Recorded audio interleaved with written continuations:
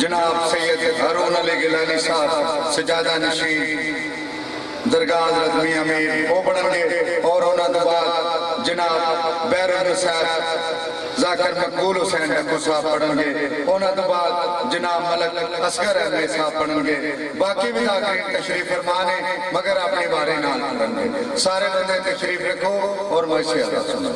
بسم اللہ۔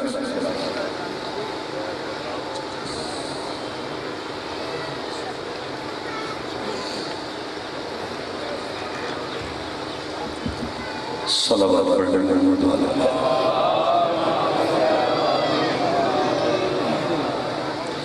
جتنی بلند محمد و آل محمد کی ذات ہے ان کے پیش نظر اتنی بلند صلوات بھیجیے۔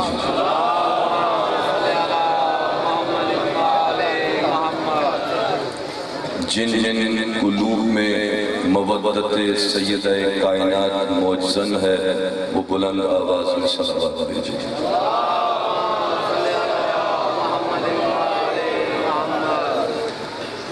اعوذ باللہ من الشیطان اللعین الرجیم، بسم اللہ الرحمن الرحیم، الحمد للہ الذی لا يبلغ مدحته القائل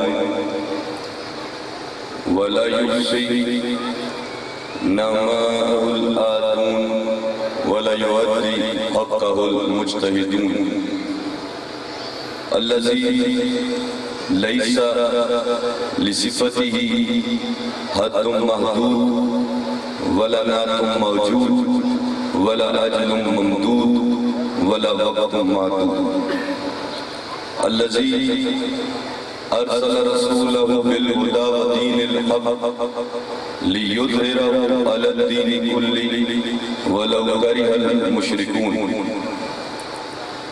أما بعد الصلاة والسلام والتحية والإكرام على أشرف الأنبياء والمرسلين خاتم النبيين رحمة للعالمين وعلى آله الطيبين الطاهرين المعصومين المظلومين قال الله تعالى في كلامه المجيد إنما يريد الله ليذهب عنكم الرجس أهل البيت ويطهركم تطهيرا۔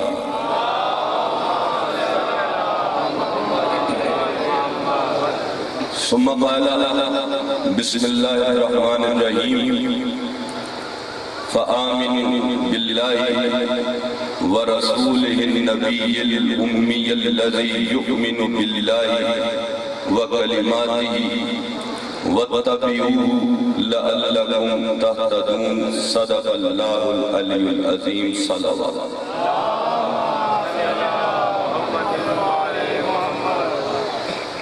ارشاد پروردگار ہے ساتواں سورہ موجودہ ترتیب کے لحاظ سے قرآن کا سورہ آراف آیت 158۔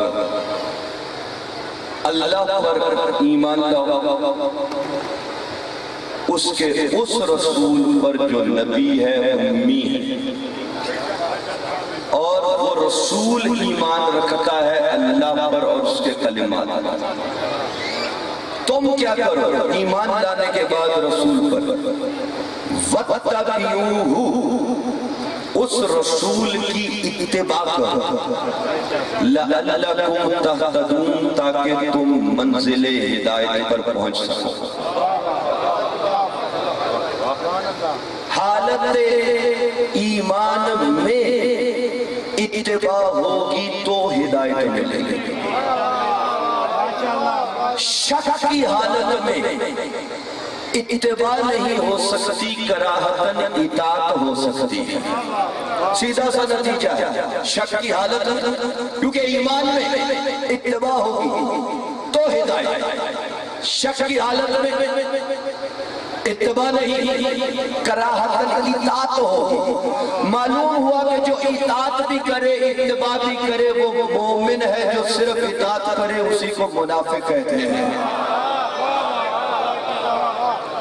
تھوڑا سا فرق سمجھنا ہے، اتباع کسے کہتے ہیں، اطاعت کسے کہتے ہیں، تھوڑا سا فرق سمجھنا ہے۔ اتباع وجود کی فعل، اطاعت قول کی۔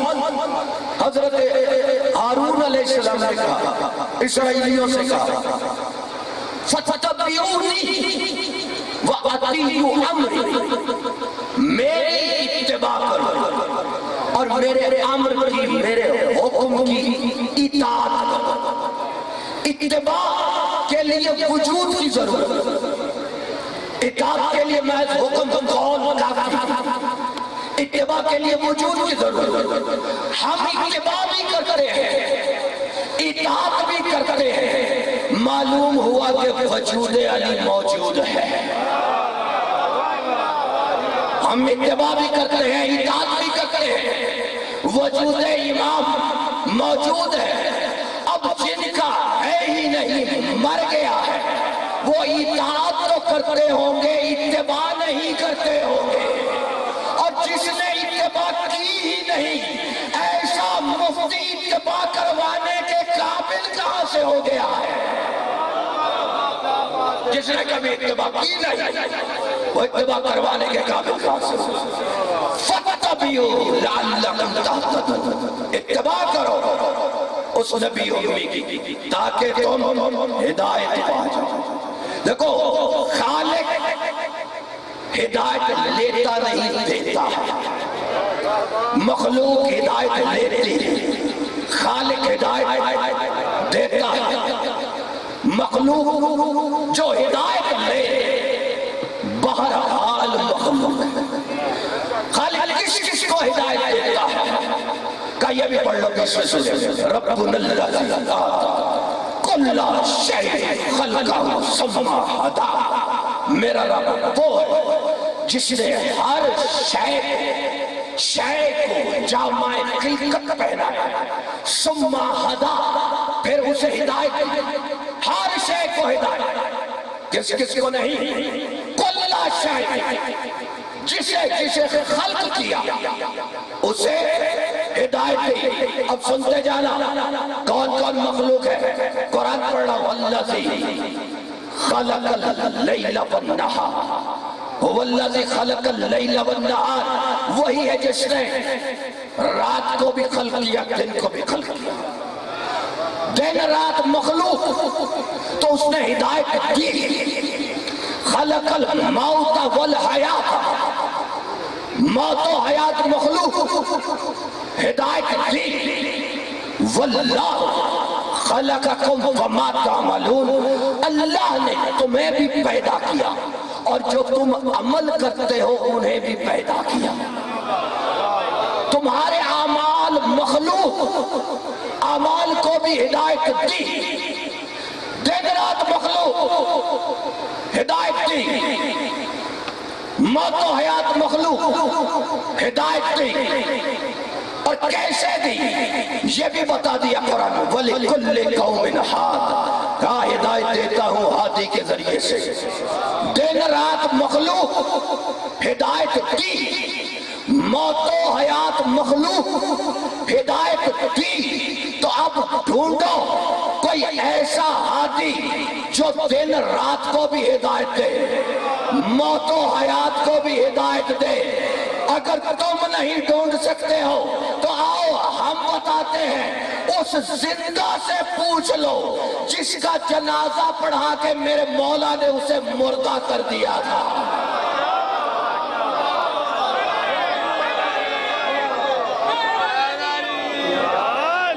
موت و حیات کو ہدایت تو زندہ سے پوچھو جس کا جنازہ پڑھا کے میرے مولا نے اسے مردہ کر دیا تھا۔ اور موت و حیات کے علاوہ دن رات کو ہدایت تو جاؤ خندق و نینوا میں سورج کا واپس پلٹنا دیکھو، دن رات کو ہدایت، خندق و نینوا میں سورج کا واپس پلٹنا دیکھو۔ جو دن کو بھی ہدایت دے، رات کو بھی ہدایت دے، موت کو بھی ہدایت دے، حیات کو بھی ہدایت دے، اس کا موازنہ ان جیسوں سے نہیں ہو سکتا کہ جو موت کو دیکھ کر کاش کہتا پھرے اور رات کو دیکھ کر رونا شروع کر دے۔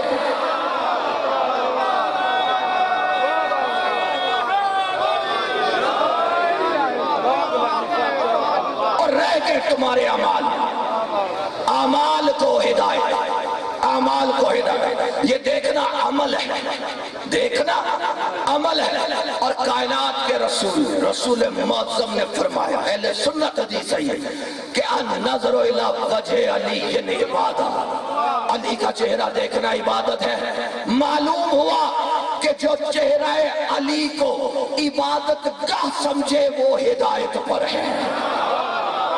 رسول فرما گئے کہ مومن علی سے بغض نہیں رکھتا، منافق علی سے محبت نہیں کرتا. علی سے محبت ایمان کی نشانی ہے. تو معلوم ہوا، یہ اہل سنت حدیث ہے، تو معلوم ہوا کہ اگر تمہاری نماز محبت علی کے بغیر ہے تو بیکار ہے، بے ہدایت ہے.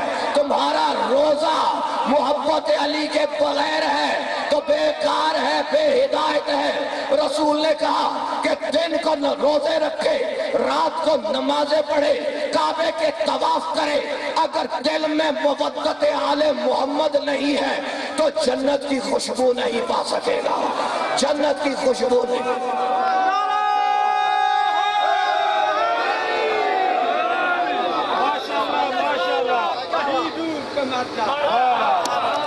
دشمن سعادت کہیں ڈوب کر مر جا، جس جا پہ ہے وہیں ڈوب کر مر جا. نمازیں بھی ہے پڑھتا اور روزہ بھی ہے رکھتا، اور ان کا صلہ کچھ بھی نہیں، ڈوب کر مر جا. جنت کی خوشبو بھی نہیں پا سکے. ایک وہ جو جنت کی خوشبو نہیں پا سکتا. اب توجہ سے سننا، سخی مولا حسن مجتبیٰ سردار جنت ہے، سردار جنت ہے میرا مولا سخی حسن مجتبیٰ.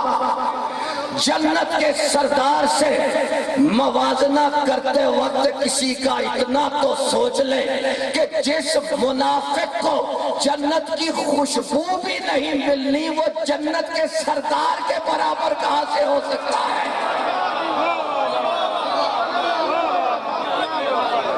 قتل الانسان ما اکفر من ای شیء خلق.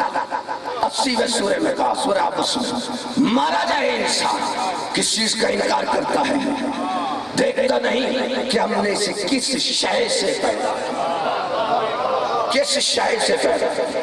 تم وہ جن شے سے پیدا کیا. اور الانسان وہ جس کے بارے میں کہا وَلَا يَذْكُرُ الْإِنسَانُ أَنَّا خَلَقْنَاهُ مِنْ قَبْلُ وَلَمْ يَكُ شَيْئًا.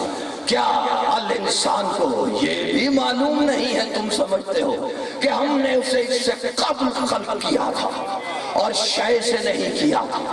اور زکریا نبی کو 9ویں سورہ میں مخاطب کر کے کہا قد خلقتک من قبل ولم تک شیئا. زکریا ہم نے تجھے اس سے قبل خلق کیا تھا، اب نہیں کیا، قبل خلق کیا تھا. ولم تک شیئا، اور شے سے نہیں کیا تھا، تو شے نہیں تھا. انہیں شے سے نہیں، نور سے بنایا، تمہیں شے سے بنایا، شے کو بھی پیدا کیا. پورا قرآن پڑھ جاؤ، نور کو پیدا نہیں کیا، بھیجا. نہ نور کو پیدا کیا، نہ نبوت کو پیدا کیا. نبوت کو بھی بھیجا، ہدایت کو بھی بھیجا، ولایت کو بھی بھیجا. پیدا نہیں کیا، بھیجا. اب ذرا پریشان مت ہونا، نتیجہ سمجھنے کی کوشش کرنا. زکریا پیدا ہوا، زکریا کی نبوت نہیں. موسیٰ عیسیٰ پیدا ہوئے، ان کی رسالت نہیں. کعبے میں ولادت علی کی ہوئی تھی، ولایت کی نہیں. ذہن میں رکھنا، ذہن میں رکھنا. کعبے میں ولادت علی کی ہوئی تھی، ولایت کی نہیں. علی کعبے سے آیا تھا، ولی عرش سے آیا تھا. ماں نے نام حیدر رکھا، آواز پروردگار آئی یا محمد انی سمیتہ علی، میں نے اس کا نام علی رکھا ہے. اتنی بلندی سے آنے والا ولی علی نہ کہلاتا تو اور کیا کہلاتا. اتنی بلندی سے آنے والا ولی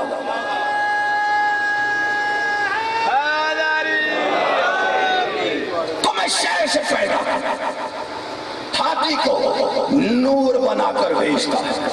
اہل سنت حدیث ہے انا و علی من نور واحد، میرا اور علی کا نور ایک ہے. یہ اہل سنت حدیث. اب مجھے اہل سنت مصادر میں سے قبلہ کوئی ایک حدیث، کوئی ایک ضعیف روایت ایسی نکال کر دکھا دو جس میں کائنات کے رسول نے کسی صحابی کو نور کہا.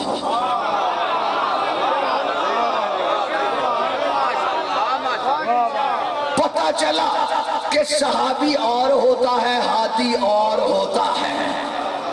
امتی اتباع کرتا ہے، نور کی اتباع کی جاتی ہے کیونکہ نور ہے. جب تک آدم کا جسد پڑا شے تھی، نہ حکم سجدہ ہوا نہ اعلان خلافت ہوا. ادھر نفخت فیہ من روحی کا اعلان ہوا، ادھر جبین آدم کے آگے سجدے میں جھک گئے. سجدہ مٹی کے جسد کو نہیں، اس نور کو تھا جو پیشانی آدم پہ چمکا. اب رسول معظم کو پتا تھا کہ ہو سکتا ہے کہ میرے بعد بہت سارے شے سے بننے والے کسی اپنے جیسی شے کو چن لیں. لہذا نور کا ہاتھ بلند کر کے کہہ دیا کہ من کنت مولا ہوں فہذا علی مولا. جس کا میں مولا اس کا علی مولا. لوگوں نے مبارک باتیں بھی دی، اللہ جانے رشک سے دی یا پھر رشک کا رے غائب کر کے شک سے دی. مبارک دینا اور بات ہے، مولا مان کر غلامی میں آنا اور بات ہے. حسن بیٹا لکھ دو ہم تمہارے غلام ہیں، میں کفن میں رکھواؤں گا، مغفرت کا باعث ہوگا. جسے اپنی غلامی پہ شک ہو وہی سند غلامی بھی مانگ رہا ہوگا. آخر کچھ تو تھا کہ علی نہ صحیح علی کے بچے ہی لکھ کر دے دیں. اب جنہیں مانتے ہو ان کا عقیدہ تو دیکھ لو کہ جنت محض عبادت سے نہیں بلکہ علی کے بچوں کی غلامی سے ملا کرتی ہے.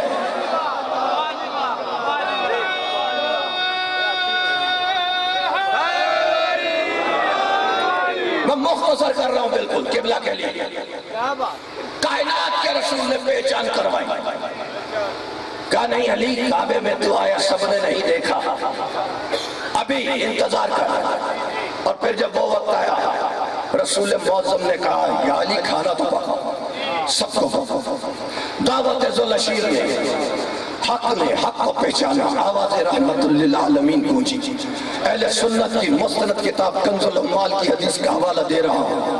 ھذا اخی ووصی وخلیفۃ منکم واسمعوہ واطیعوہ.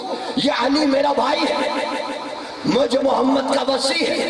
وہ خلیفۃ منکم، اور تم میں میرا خلیفہ ہے.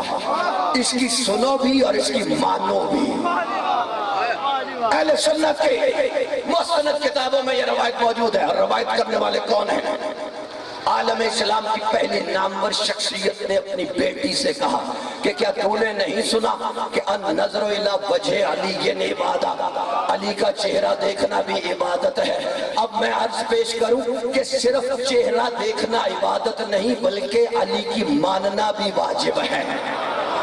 ہاتھی صرف دیدار کے لیے نہیں ہوا کرتا، ہاتھی اتباع کے لیے ہوا کرتا ہے. جس کو صرف دیکھنا عبادت ہو اس کی ماننا کتنی بڑی سعادت ہوگی. ھذا اخی ووصی وخلیفۃ منکم، یہ تم میں میرا خلیفہ. جو رسول آغاز دعوت اسلام میں نصب خلافت کرتے وہ اختتام دعوت پہ امت کو ایسے ہی نہیں چھوڑ کے جائے گا.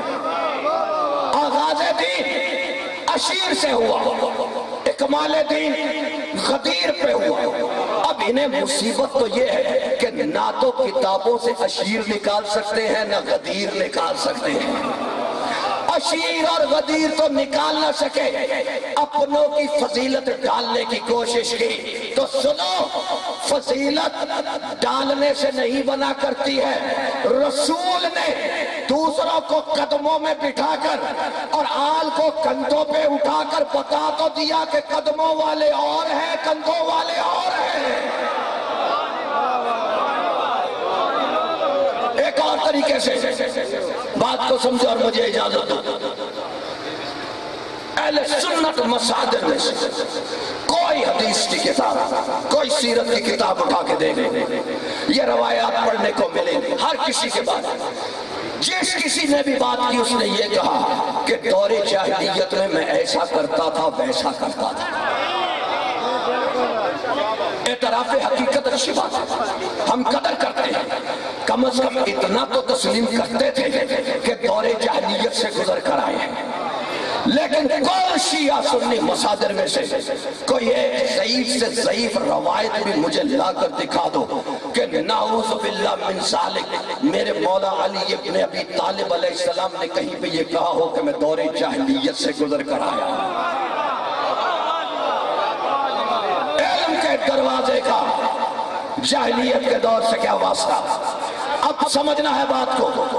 1.25 لاکھ کے مجمع میں رسول کے علاوہ صرف ایک ایسا تھا جو کبھی جاہلیت کے دور سے نہیں گزر کر آیا تھا، بلکہ علم کے دور سے گزر کر آیا تھا۔ نہیں، علم کا دور اس میں سے گزر کر آتا ہے، کیونکہ راسخ فی العلم وہ نہیں کہ جو علم میں ڈوب جائے، راسخ فی العلم وہ ہے جس میں علم ڈوب جائے۔ جو علم کو بھی، جس کے سامنے علم بھی کمزور پڑ جائے، اسے علی کہتے ہیں۔ جو علم کو بھی عاجز کر دے، اسے علی کہتے ہیں۔ اور آسان کر دوں، جس سے علم بھی علم حاصل کرے اس ولی کو علی کہتے ہیں۔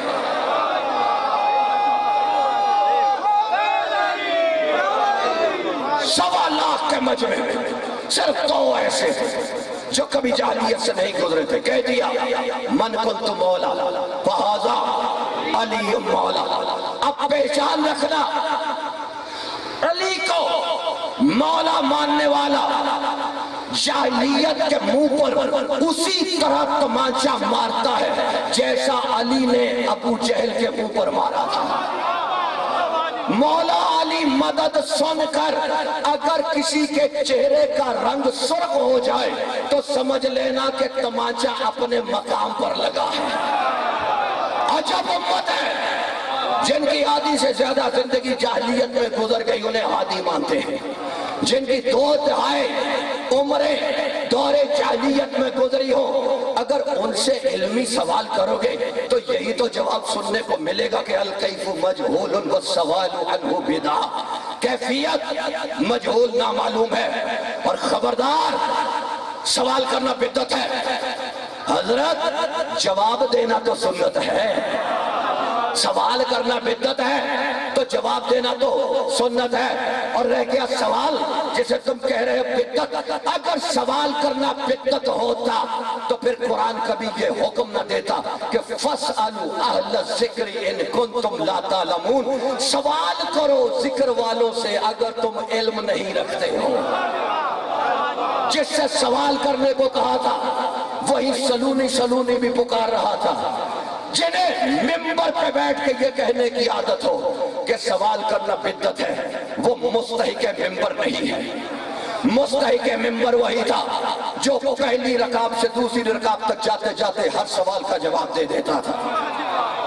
أَلَمْ تَرَ كَيْفَ فَعَلَ رَبُّكَ، ابھی تو نے نہیں دیکھا کہ تیرے رب نے کیسا سلوک کیا؟ تو کیا جواب دیں گے رسول کہ میں نے نہیں دیکھا؟ کہیں گے نہ دیکھا ہے، یہ ایک علیحدہ موضوع ہے، کیسے دیکھا رسول؟ دیہاتی والوں کے ساتھ کیا ہو رہا تھا؟ لیکن سوال کون کر رہا؟ خالق۔ جواب کون دے رہا؟ رسول، جو کہ ہادی ہے، جس کی اتباع واجب ہے۔ سوال خالق کا کہ کیا تو نے نہیں دیکھا تیرے رب نے ہاتھی والوں کے ساتھ کیا کیا؟ کہاں دیکھا؟ پتہ چلا کہ جو خالق اور مخلوق دونوں کے سوالوں کا جواب دے اسے ہادی کہتے ہیں۔ جو سوالی کو دیکھ کر خود علی کو ڈھونڈے اس کا تو اپنا ہادی علی ہے۔ رشد و ہدایت، یہ رشد و ہدایت سے راشدہ بنتا ہے۔ شاید اسی لیے 29 برسوں کو خلافت راشدہ کہتے ہیں، کیونکہ ہدایت علی سے لیا کرتے تھے۔ تمہاری بنائی ہوئی خلافت راشدہ اور تمہاری حدیثوں میں رسول کی بتائی ہوئی خلافت الہیہ، اب تو مان لو کہ تمہاری بنائی ہوئی اور ہے، اس کی بتائی ہوئی اور ہے۔ ثبوت چاہتے ہو؟ کیونکہ ریکارڈنگ بھی ہو رہی، لوگ سنتے ہیں۔ ثبوت چاہتے ہو؟ اگر تو اہل سنت حدیثوں میں آخری امام کو رسول نے خلافت راشدہ میں شامل کیا ہے تو پھر تم سچے، اور اگر اہل سنت حدیثوں میں آخری امام کو رسول نے خلیفۃ اللہ کہا ہے، اللہ کا خلیفہ، تو ہم سچے، کیونکہ اللہ اپنا خلیفہ خود چنتا ہے، کسی سے نہیں بنواتا ہے۔ جو اللہ کا خلیفہ ہوگا وہ کائنات میں ہوگا، اللہ کا خلیفہ کائنات میں خلیفہ ہوگا۔ پیشان بتاؤ، جو اللہ کا خلیفہ ہوگا وہ آسمانوں کے رستے بتائے گا، اور جسے تم نے بنایا ہوگا اسے یثرب کا رستہ بھی نہیں آتا ہوگا۔ اہل سنت حدیث میں نے ختم کر دیا، چھوڑ دیا سارا موضوع، مشہور و معروف حدیث اہل سنت، چھوڑ دیا سارا موضوع، یہ حدیث سے رکھا اور چند جملے مسائل۔ آدم نے جب آنکھ کھولی تو 5 انوار کو حالت سجدہ میں رکھا، یہ اہل سنت حدیث، تمام سنی کتب میں موجود۔ پتہ چلا کہ میرے مولا علی ابن ابی طالب علیہ السلام اس دنیا میں کعبے میں آ کر پہلا سجدہ نہیں کیا، جب سے ہے تب سے سجدہ گزار ہے، جب سے ہے تب سے سجدہ گزار ہے۔ اب جس کے آگے علی جھکتا ہوگا وہ خدا کتنا عظیم ہوگا، جو تب سے سجدہ گزار ہے۔ اس کے بارے میں یہ بحث تو بنتی ہی نہیں کہ 10 برس کے سن میں اسلام قبول کیا، اسلام قبول کرنے کے لحاظ سے پہلا ہے یا چوتھا ہے۔ مولا کائنات علی ابن ابی طالب کو قبول اسلام کی حاجت نہ تھی، بلکہ شوکت اسلام کو بازو علی کی ضرورت اور فکر علی کی حاجت تھی۔ یہ 14 کے 14 اسلام سیکھنے نہیں، اسلام سکھانے آتے رہے ہیں۔ اللہ نے جس کے 12 بیٹوں کو دین سکھانے کے لیے بھیجا، وہ ابو طالب خود کتنا بڑا دین کا عالم ہوگا۔ یوں کہوں تو بہتر ہوگا کہ جس کے یوں کہوں تو بہتر ہوگا جس کے 12 بیٹے شوکت اسلام ہو، وہ خود کتنا بڑا فخر اسلام، عظمت ایمان، رسالت پہ احسان، کل ایمان کا بھی کل ایمان ہوگا۔ جن کے باپ دادا جاہل ہو، کافر ہو، آل اولاد منافق ہو، ان کا موازنہ اس ابو طالب سے نہیں ہو سکتا کہ جس کے شجرے میں پیچھے دیکھو تو اجداد رسول، آگے دیکھو تو آل رسول، اور گھر میں دیکھو تو بہو اس کی بطول ہو، گھر میں دیکھو تو بہو اس کی بطول ہو۔ وہ صرف ابو طالب کی بہو نہیں بلکہ محمد رسول اللہ کا کلمہ پڑھنے والے، اللہ کے جو کلمہ پڑھتے ہیں نا امتی، جس رسول کا، ان کے اس رسول کی واحد بیٹی 4 گھنٹے دربار میں کھڑی رہی۔ میں ہر جگہ بالخصوص اپنے اہل سنت بھائیوں کو یہ بات سمجھانے کے لیے یہ کہا کرتا اور جتنے میرے برادران اہل سنت یہاں پہ موجود ہیں اس بات کو سمجھ لیں، ہم اس لیے نہیں روتے کہ بنت رسول کی بیٹی مخدومہ کائنات 4 گھنٹے کھڑی رہی، نہیں، ہم اس لیے نہیں روتے تم بھی محمد رسول اللہ کا کلمہ پڑھو، ہم روتے اس لیے کہ رسول کی بیٹی اپنے باپا کے دربار میں 4 گھنٹے کھڑی رہی۔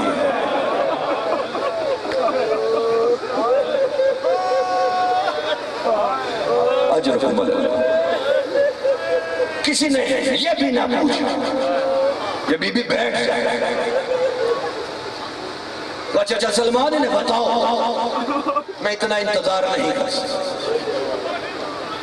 اور پھر جب اپنے بابا رسول اللہ کا دیا ہوا وثیقہ پرزے اکٹھا کر کے مخدومہ کائنات گھر تشریف لائی ہے نا، تو سب سے پہلے جانتے ہو کہ مخدومہ کائنات نے کیا ہے؟ گھر میں داخل ہوتے ساتھ ہی سیدہ کائنات نے سب سے پہلے بچپن کی ثانی زہرا کو گود میں اٹھا کے ماتھا چوما ہے۔ پریشان ہو کے بچپن کی زینب عالیہ کہتی ماں کیا ہوا؟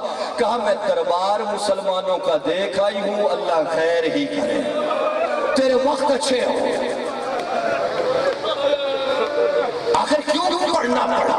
یہ تو سیاہ سنت میں، سیاہ سکہ میں اہل سنت کی یہ بی بی کے رشت جو ہے کہ بابا آپ کے بعد مجھ پہ مصیبتیں اس طرح سے نازل ہوئی کہ اگر دنوں پہ آتی تو وہ راتوں میں تبدیل ہو جاتی، پہاڑوں پہ آتی تو ریزہ ریزہ۔ سیدہ کائنات یوں سر پر پٹی باندھ کے اپنے گھر کی دہلیز کے پاس بیٹھی، نہ دن کو رونے دیتے تھے، نہ رات کو رونے دیتے تھے، نہ گھر میں رونے دیتے تھے، نہ بقی میں رونے دیتے تھے۔ گھر کی دہلیز میں بیٹھی کہ باہر سے آواز آئی کہ دروازہ کھولو نہیں تو ہم آگ لگا دیں گے۔ رسول کی بیٹی نے پکار کے کہا کہ کیا تیرے رسول کی بیٹی کا بھی گھر ہو تو بھی آگ لگا دے گا؟ کہا ہمیں کسی کی پرواہ نہیں، جس کا مرضی گھر ہو ہمیں کسی کی پرواہ نہیں۔ عزادارہ نے حسین، میں وہ منظر مکمل طور پہ بیان نہیں کر سکتا، صرف چند اشارے دوں گا۔ یوں دروازہ کھولنے کی کوشش کی ہے،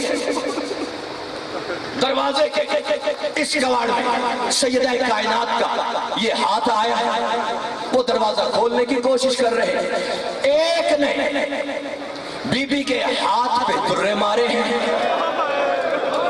دوسرے نے تلوار کا نیام بی بی کے پہلو میں مارا ہے، اور تیسرے نے جلتا ہوا دروازہ مخدومہ کونین کے بازو پہ گرا دیا ہے۔ بس اس وقت سفر آخرت کی سواری لے کر چلے، میں نے چھوڑ دیا سارا مسائل، سفر آخرت کی سواری لے کر چلے ہیں نا، ایک پایا مولا کائنات نے اٹھایا، دوسرا سلمان فارسی نے اٹھایا، تیسرا پایا اٹھانے کے لیے کوئی مرد نہ ملا، فضہ نے اٹھایا، اور چوتھا پایا اٹھانے کے لیے حسن و حسین آگے آگے۔ بابا ہم جو موجود ہیں بس اندھیری رات میں مدینہ کی گلی میں جو سفر آخرت کی چارپائی کو لے کر باہر آئے ہیں، تو وہ علی جو زمین پہ رینگنے والی چونٹی کے قدموں کی آہٹ بھی سن لیتا ہے، مدینہ کی اندھیری گلی میں میرے مولا کہنے لگے حسن و حسین، سلمان، چارپائی کو روک دو، یہ تم سب کے علاوہ کسی اور کے قدموں کی آہٹ آ رہی ہے۔ اور پھر کڑک کے کہا میرے مولا نے کہ کون ہے ہمارے علاوہ؟ تو ایک کانپتی ہوئی آواز بچپن کی ثانی زہرا کی آئی کہ بابا میں زینب ہوں، بابا میں زینب ہوں۔ کہا زینب بیٹا تم گھر سے باہر کیوں نکلے ہو؟ کہا بابا میری زخمی ماں کا جنازہ ہے، میں ساتھ جاؤں گی۔ کہا نہیں زینب، علی کی غیرت کو گوارا نہیں ہے کہ تو گھر سے باہر نکلے، واپس جا۔ اب میں دست بستہ عرض کروں مولا کی بارگاہ میں کہ مولا مدینہ کی گلی تھی، اندھیری رات کا وقت تھا، بچپن کی ثانی زہرا چادر میں برقعے میں گھر سے باہر آئی، مولا آپ بھی موجود تھے، حسن و حسین بھی موجود تھے، سلمان فارسی بھی موجود تھے۔ مولا تیری غیرت نے گوارا نہ کیا کہ زینب گھر سے باہر آئے، لیکن مولا اللہ جانے وہ بھی کیا منظر تھا جب شام کا بازار تھا، آواز دینے والا کہہ رہا تھا کہ آ جاؤ جس نے انتقام لینا ہے علی کی بیٹی آئی ہے اللہ لعنت اللہ قوم ظالم